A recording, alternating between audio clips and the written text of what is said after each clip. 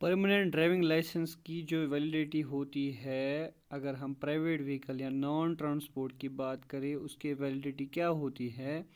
उसकी जो वैलिडिटी है वो होती है। So hi to all, welcome back to Recruit hub.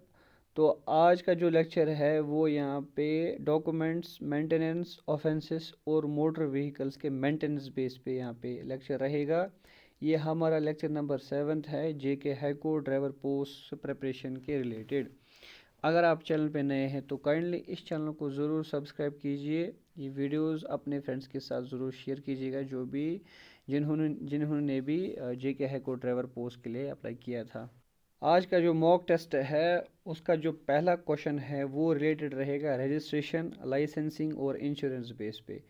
पहला क्वेश्चन हमें बोलता है मोटर व्हीकल्स के तहत परमानेंट ड्राइविंग लाइसेंस की वैलिडिटी पीरियड क्या होता है? वैलिडिटी पीरियड क्या होता है for private vehicle non transport, जो आम जो जनता है उसको कैरी नहीं करता है, उसकी जो वैलिडिटी क्या होती है फॉर परमानेंट ड्राइविंग लाइसेंस? इसका जो करेक्ट आंसर है वो 20 साल है, जब तक आप 20 साल के नहीं हो जाओगे या जब तक आपकी जो एज है वो 40 तक नहीं पहुंच जाएगी। अगर हम सेकंड क्वेश्चन की बात करें, सेकंड क्वेश्चन हमें बोल रहा है कौन सा फॉर्म यूज़ होता है जब आप अप्लाई करते हो फॉर लर्नर्स लाइसेंस। जब आप ड्राइविंग सीखते हो तब आपको कौन सा फॉर्म यूज़ करना होता है? फॉर्म 1 ए पार्ट है, फॉर्म बी सेकंड पार्ट है, फॉर्म 2 सेकंड ऑप्शन है, फॉर्म 4 थर्ड ऑप्शन है, फॉर्म 9। इसके लिए जो हम फॉर्म यूज़ करते हैं वो फॉर्म 2 है। ठीक है, लर्नर्स लाइसेंस के लिए हम फॉर्म 2 का यूज़ कर रहे हैं।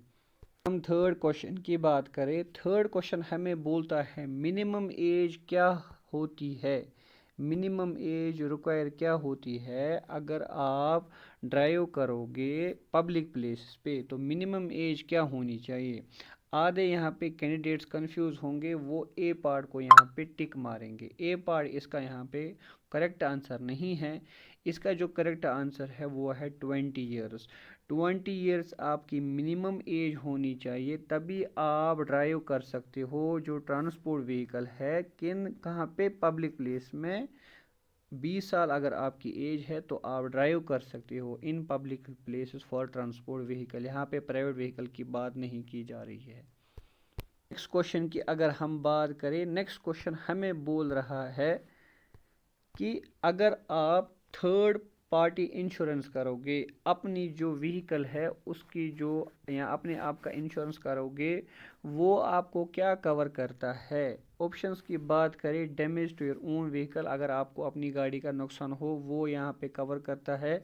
थेफ्ट ऑफ द व्हीकल, अगर आपकी व्हीकल चोरी हो या गाड़ी चोरी हो। Liability for damage to property और लाइफ टू अदर्स, अगर आप किसी की प्रॉपर्टी को डैमेज करते हो या किसी की ज़िंदगी को यहाँ पे डैमेज करते हो। या personal accident for the driver, अगर पर्सनल एक्सीडेंट हुआ ड्राइवर का, तो इसका जो करेक्ट आंसर है वो यहाँ पे सी पार्ट है। जो थर्ड पार्टी इंश्योरेंस है वो यहाँ पे liability for damage to property और लाइफ ऑफ अदर्स, किसी की दूसरी प्रॉपर्टी को डैमेज करना या किसी को ज़िंदगी खतरे में डालना, वो यहाँ पे कवर करता है। कौन? Third party insurance. क्वेश्चन की बात करें, नेक्स्ट क्वेश्चन हमें बोल रहा है नई प्राइवेट मोटर व्हीकल आप अगर ख़रीद लेते हो, उसकी जो रजिस्ट्रेशन सर्टिफिकेट है उसकी वैलिडिटी क्या होती है? सिंपली क्वेश्चन हमें बोल रहा है रजिस्ट्रेशन सर्टिफिकेट की वैलिडिटी क्या होती है for new private motor vehicle. इसका जो करेक्ट आंसर है वो है 15 ईयर्स तक आपकी जो वैलिडिटी रहेगी for new private motor vehicle. ठीक है, न्यू प्राइवेट मोटर व्हीकल की जो वैलिडिटी होती है किसकी? रजिस्ट्रेशन सर्टिफिकेट की, वो 15 ईयर्स होती है। आई होप इसका जो एक्सप्लेनेशन वो आपको समझ आया होगा। अगर हम नेक्स्ट सेक्शन की बात करें, नेक्स्ट सेक्शन हम यहाँ पे कवर करेंगे मोटर पार्ट्स और मेजर असेंबलीज के द्वारा। ठीक है, पहला क्वेश्चन इस सेक्शन में हमें बोलता है जो आपकी व्हीकल या गाड़ी होती है उसका कौन सा पार्ट जिसे हम power house of the car कहते हैं? ये बेसिक क्वेश्चन है, एग्जाम में आ सकता है। इसका जो करेक्ट आंसर है वो है C part, engine. Engine is known as the power house of the car या power house of the any type of vehicle. Next question हमें बोलता है जो डिफरेंशियल है वो कौन सा कंपोनेंट होता है मेजर असेंबली में, ठीक है। डिफरेंशियल कौन सा कंपोनेंट होता है मेजर असेंबली में। करेक्ट आंसर जो इसका है वो है ट्रांसमिशन सिस्टम। ये अभी हमने नहीं पढ़ा है, आगे लेक्चर्स में हम यहाँ पे पढ़ेंगे। तब तक आप याद रखिए डिफरेंशियल जो वो कंपोनेंट होता है, जो कंपोनेंट होता है किसका, मेजर असेंबली का, वो हम आगे लेक्चर्स में देख लेंगे। नेक्स्ट क्वेश्चन की हम बात करें, नेक्स्ट क्वेश्चन हमें बोलता है रेडिएटर जो होता है व्हीकल में उसका प्राइमरी फंक्शन क्या होता है। इसका जो करेक्ट आंसर है to cool the engine water. Engine water को कूल करने में हमें कौन कौन मदद देता है, रेडिएटर।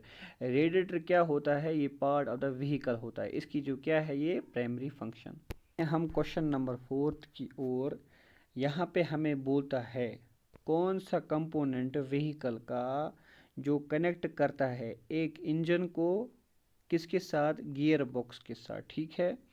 और यहाँ पे स्मूथ गियर चेंजेस को अलाउ यहाँ पे करता है। क्वेश्चन फिर से समझो, कौन सा कंपोनेंट कनेक्ट करता है एक इंजन को किसके साथ, गियर बॉक्स के साथ, और allows for smooth gear change. और गियर जो होती है first gear, second gear, third gear, fourth gear, वो अलाउ करता है। इसका जो करेक्ट आंसर है वो है कौन है, क्लच। क्लच क्या होता है, ये बीच वाला कंपोनेंट होता है, कनेक्ट करता है इंजन और गियर बॉक्स को और अलाउ करता है फॉर स्मूथ गियर चेंजेस।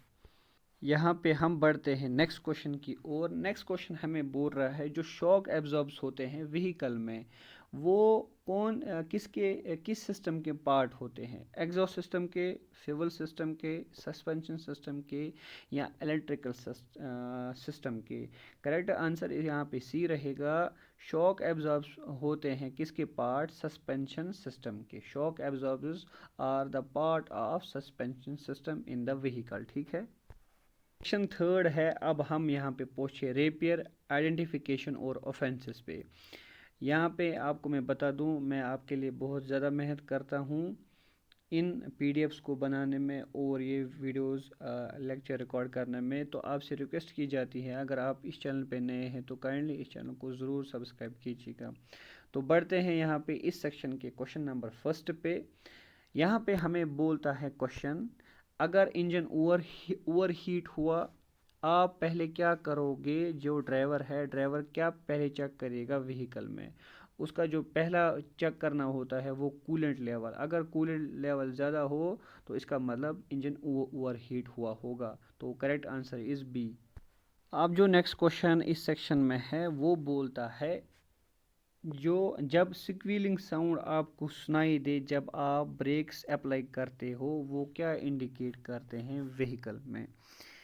वो इंडिकेट करते हैं जब आपके व्हीकल में स्क्वीलिंग साउंड हो वो इंडिकेट करते हैं worn out brake pads. Brake के जो पैड्स होते हैं वो कम्प्लीटली डिस्ट्रॉयड हुए होते हैं, वो अब यूज़ करने के लिए लायक नहीं होते हैं, तभी वो क्या साउंड क्रिएट करते हैं, स्क्वीलिंग साउंड। स्क्वीलिंग साउंड आप कह सकते हो अननेसेसरी वॉइस, और बहुत ज़्यादा शोर करता है स्क्वीलिंग साउंड। क्यों शोर करता है, उसकी जो लाइफ होती है वो ख़त्म होती है, वो अब बिल्कुल यूज़ करने के लायक नहीं होते हैं। Correct answer is वर्न out brake pads. Worn out means completely destroyed. जो नेक्स्ट क्वेश्चन है वो है यहाँ पे क्वेश्चन नंबर 3 है। अगर आप ड्राइव कर रहे हो व्हीकल में विदाउट वैलिड इंश्योरेंस पॉलिसी, अगर आपके पास इंश्योरेंस पॉलिसी नहीं है तब आप गाड़ी चला रहे हो, ये कौन सा ऑफेंस है under motor vehicle act. Section 185 है, नहीं है। सेक्शन 146 है, नहीं है। सेक्शन 177 नहीं है, मैंने बोला है 196 आप पे लग सकता है 196 section under motor vehicles act. अगर आपके पास वैलिड इंश्योरेंस पॉलिसी नहीं है अगर आप ड्राइव कर रहे हो इंडिया में, ठीक है, 196 लग सकता है अगर आपके पास वैलिड इंश्योरेंस पॉलिसी नहीं है जब आप ड्राइव कर रहे हो। नेक्स्ट क्वेश्चन हमें बोल रहा है जब आप दारू पी के या अल्कोहल पी के अगर आप ड्राइव कर रहे हो, ड्रंक इन ड्राइविंग, ठीक है, आप कौन सा ऑफेंस कर रहे हो under amendment motor vehicle act.